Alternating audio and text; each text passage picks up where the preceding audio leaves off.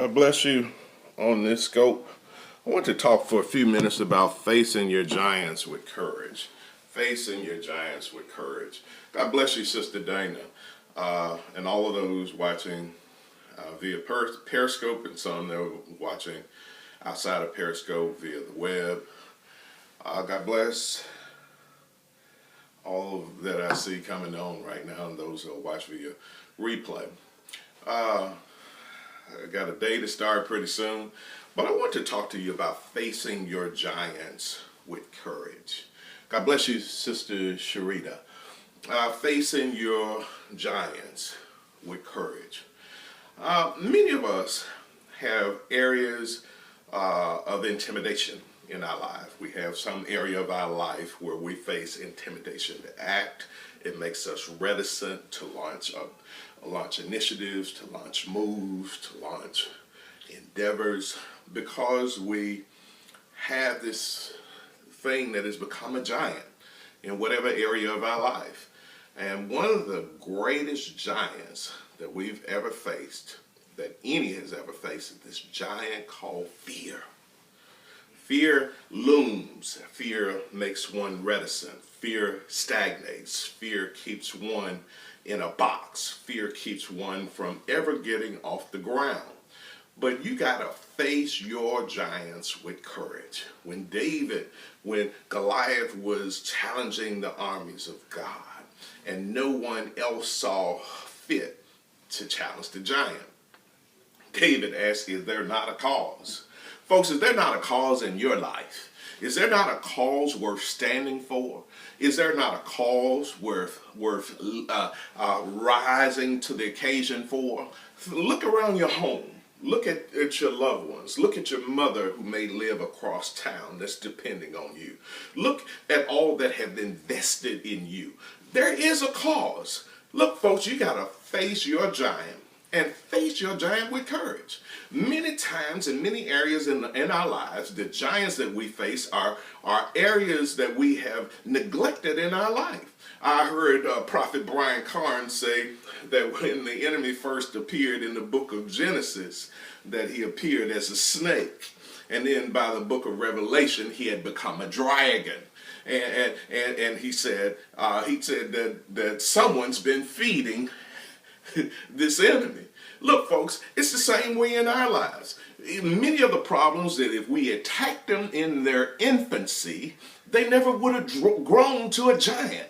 You know how giants become giants? Giants become giants because no one ever faces them. Giants capitalize off of fear. But you know what, folks? That David found out that giants can fall too. So my word to you, you, is to face your giant with courage. You need to step out. We're going to grab 2016 by the throat, and we're going to hold it tight, and we're going to make this the year that we've been dreaming of. Face your giants with courage. Maybe it takes the right loss, the right fear that'll make you get up. You know, many times we're so attuned to lethargy and so attuned to procrastination that we don't do anything until that which we truly, really loved is about to be snatched from our hands. And so it takes the right fear, the right loss, the right, I hear people all the time, in some of what I do. And people tell me that I've heard people over the years in counseling say, I don't do cemeteries. That's just not me. And my response to them, sometimes you don't do cemeteries because you haven't had the right loss yet. The right loss will make you come every day. The right loss will make you come at 1 a.m. The right loss. So many times what needs to motivate us sometimes is this fear of loss. I'm Mr. Faith, I'm Mr. Inspiration, Mr. Motivation, but we had a doctor's visit with my daughter on yesterday. And if I told you it was a PG visit, it'd probably be wrong. I mean, now she's a young adult, so the doctors don't talk to you like they talked to you when you were younger. They hit you with straight no chaser. So we have an issue and an area of concern, but I believe that God is yet a healer. I believe that God is yet a deliverer. We're going to face this giant with courage. The Bible says in Isaiah 53, surely he hath borne our griefs and carried our sorrows, and we did esteem him stricken, smitten of God, and afflicted. But he was wounded for our transgressions, bruised for our iniquities. The chastisement of our peace was placed upon him, and by his stripes we are healed. God is yet a healer. God still heals. God still delivers. And God still sets free. While the even mention of certain diseases and certain ailments strikes fear in our heart, we got to face our giants with courage. The scriptures say that God has not given us a spirit of fear, but one of power, one of love, and of a sound mind. Look, folks, it's time out for you going to the bridge. It's time out for you living at depression's door. It's time out for you to moving to the melancholy tunes of life. It's time for you to face your giants with courage. The people that history best records are those who faced the particular giants of their day, and not only faced them, but ran towards their giant, and not only ran toward their giants, they faced their giants with courage. This is a clarion call right now for you to put on boldness, to put on strength, to put on all that God has called you to be. It's time out for lackluster living. It's time out for you living in the shadows. It's time for you to face your giants, and not only face your giants, face them with courage. Face them with boldness. Or whatever strength you don't have, your God has that strength. It's in him that we live. It's in him that we move. It's in him that we have our being. God called you to more. You are called to the kingdom for such a time as this.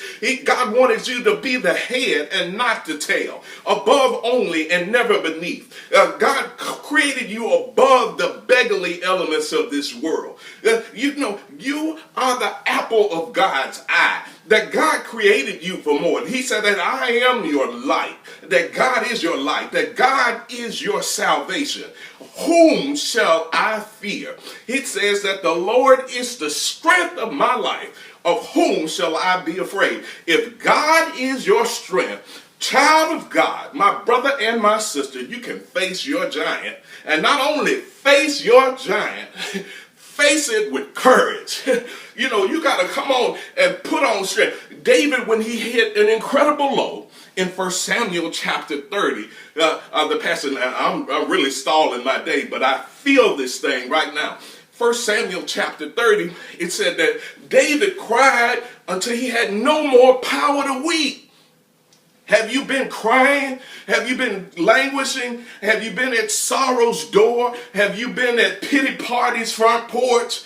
And he cried till he had no more power to weep. And then it said this, but David encouraged himself in the Lord his God. That word encourage in the original language is the word shazak, I think. It means to put on strength.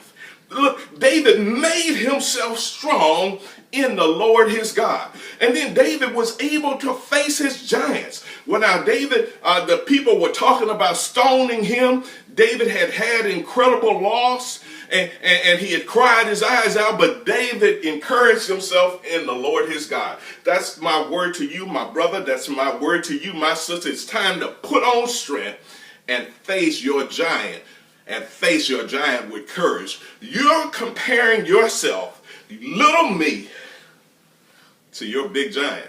But what you should compare is that your big giant to your even bigger God.